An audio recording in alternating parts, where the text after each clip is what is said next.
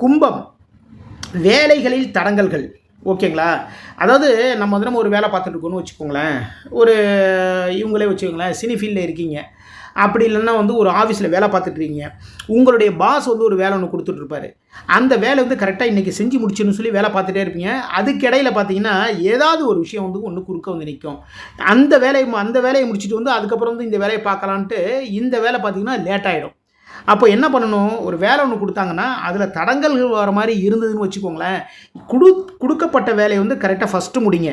அதே நேரத்தில் பார்த்தீங்கன்னா இன்றைக்கி வியாபாரம் பண்ணுறவங்களும் சரி தான், தொழில் பண்ணுறவங்களும் சரி தான், அவங்களுக்கு லாபத்தில் விரயம் இருக்குங்க. அது என்னங்க லாபத்தில் விரயம் அப்படின்னா, நம்ம ஒரு பிஸ்னஸ் பண்ணிகிட்ருக்கோம், இல்லைனா ஒரு சின்ன வியாபாரம் பண்ணிகிட்ருக்கோம். இன்றைக்கி இந்தளவுக்கு நம்ம இதில் இன்வெஸ்ட்மெண்ட் பண்ணியிருக்கோம், இதில் இந்தளவுக்கு லாபம் வரணும்னு நம்ம நினைப்போம் இல்லைங்களா?